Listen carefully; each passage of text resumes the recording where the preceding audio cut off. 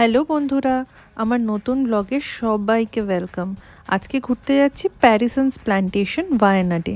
আমাদের বাড়ি ব্যাঙ্গালোর, ওয়ায়ানাড মাত্র 6 ঘন্টার জার্নি। তাই সকালবেলা খাওয়া দাওয়া নিয়ে আমরা বেরিয়ে পড়লাম ওয়ায়ানাডের উদ্দেশ্যে। রাস্তায় দেখলাম অসাধারণ জঙ্গল, আর জঙ্গল পাড়ি দিয়েই আমরা পৌঁছে গেলাম বিউটিফুল রিসোর্টে। তাড়াতাড়ি করে সব ফর্মালিটিস কমপ্লিট করে আমাদেরকে নিয়ে যাওয়া হলো আমাদের রুমে। ওই সোজা করিডোরেই রুমগুলো, আর এই দিকে দেখো কি সুন্দর ফার্নিচার। এখানে সব কিছু ব্রিটিশ এরার। আমার যেন মনে হচ্ছিল অন্য কোনো একটা সেঞ্চুরিতে পৌঁছে গেছি। এই দেখো সব কিছু কেমন ব্রিটিশ ইন্সপায়ার্ড। রুমগুলো, দালানগুলো, এই যে আমাদের রুমের সব ফার্নিচারগুলো বহু পুরনো, যেন মনে হচ্ছে অন্য কোথাও একটা চলে এসছি। রিসোর্টের ম্যানেজার জানো তো দারুণ, সে আমাদের রুমটা আপগ্রেড করে দিয়েছিল। আমরা তো ভুল করে ওপরের বাংলোয় চলে এসেছিলাম, আমাদের অ্যাকচুয়ালি নিচের বাংলোতে বুকিং ছিল, বাট ওরা বললো খালি আছে তো তোমরাই থেকে যাও।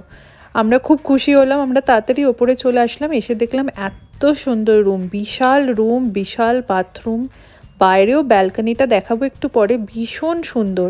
এই রিসোর্টটা ছোট্ট একটা ছুটি কাটানোর জন্য একদম পারফেক্ট। এই দেখো ডাইনিং রুম। এখন দুপুরবেলা ওরা বুফে লাঞ্চ দিচ্ছে না, শুধু রাতের জন্য বুফে থাকে। দুপুরবেলা তুমি আলাকাটে যা ইচ্ছা খাবার অর্ডার করে খেতে পারো। এই দেখো একটা ছোট্ট পন্ড, আর পন্ডের মধ্যে ভর্তি কুটো কুটো ফিশ, আর একটা সুন্দর দেখতে টার্টলও ছিল। এই দেখো মাছগুলোকে। এই জায়গাটা এত সুন্দর না যে মনে হচ্ছিলো জাস্ট বসে থেকে সারা দিন পন্ড দেখি, পাশের প্ল্যান্টেশন দেখি, বাস দেখতেই থাকে, আর কিচ্ছু করতে ইচ্ছা করছিল না। খুব লেজি লাগছিল, মনে হচ্ছিল খাওয়া দাওয়া করবো আর শুয়ে থাকবো আর ঘুমাবো, আর কিচ্ছু করব না। এর মধ্যে আমরা লাঞ্চে আলাকাটে কিছু খাবারের অর্ডার দিয়ে দিলাম। খুব খিদে পেয়ে গেছিলো, সেই সকালবেলা বেরিয়েছি ব্যাঙ্গালোর থেকে, তো তাড়াতাড়ি করে ওদেরকে একটু ভাত, ডাল, মাছের ভাজা সব কিছু অর্ডার করে দিলাম। এই দেখো পেছনে কি সুন্দর প্লান্টেশন। এইসব জায়গাগুলো চুপ করে দাঁড়িয়ে উপভোগ করার মতো জায়গা। আর যারা ফটো তুলতে ভালোবাসো, প্রচণ্ড ফটোজেনিক, ইনস্টাগ্রামেবল প্লেস যাকে বলে, একদম পারফেক্ট একটা ছোট্ট লং উইকেন্ড কাটানোর জন্য। চুপ করে বসে প্রকৃতির এনজয়মেন্ট করো। বাইরেটা এত সুন্দর যে ঘরে যেতেও একদম ইচ্ছা করছিল না। বাস দাঁড়িয়ে দাঁড়িয়ে আমরা শুধু দেখেই যাচ্ছি আর খাবারের ওয়েট করে যাচ্ছি, কখন যে খাবারটা দেবে। আমরা সবাই হা করে বসে আছি যে এত খিদে পেয়ে গেছে, কখন খাবার দেবে। বাট এবারে মনে হচ্ছে আমাদের ডাক এসছে।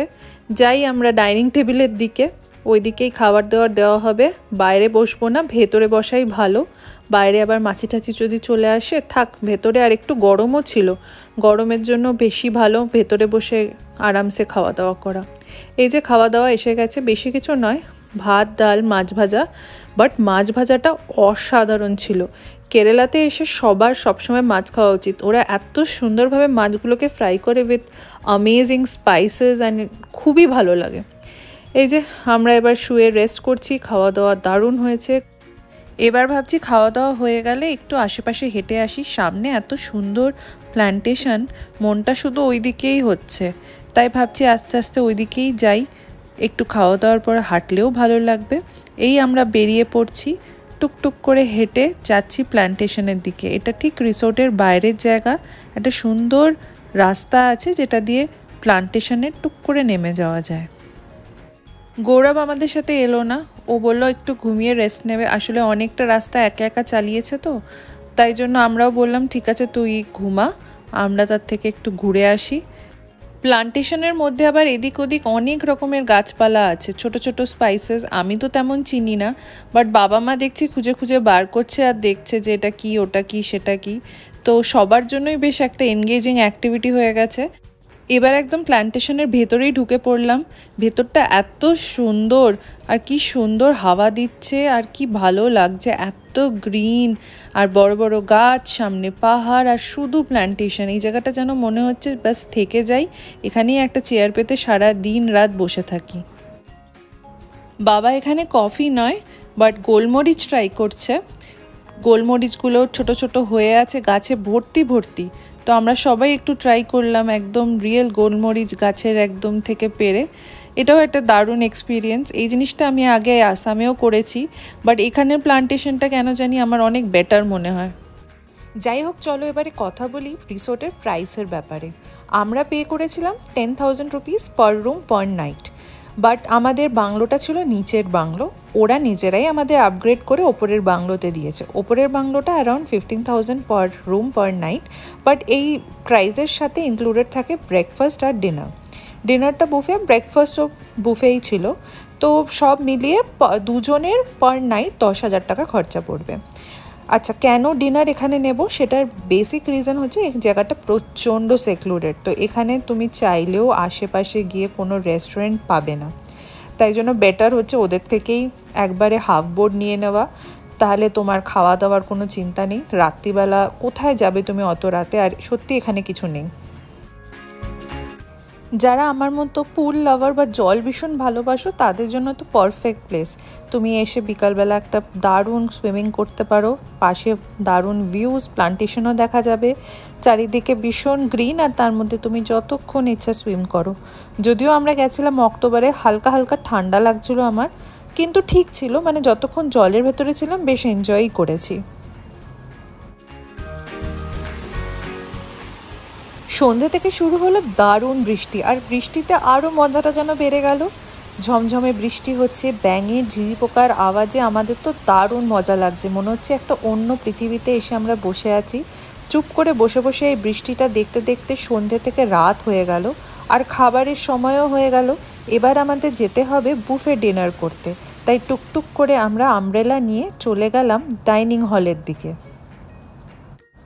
ডাইনিং হলটা একটু অন্ধকার অন্ধকার ছিল, তাই জানি না সব কিছু দেখতে পাবে কি না, বাট অনেক কিছু ছিল। ভাত ছিল, ডাল ছিল, পোঙ্গাল ছিল, কার্ড রাইস তো ছিলই, তাছাড়াও মাছ ছিল একটা দারুণ, ফ্রাইড ফিশ, আর তাছাড়াও ছিল পরোটা, একটু ছোলে টাইপের ছিল, আর চিকেন ছিল।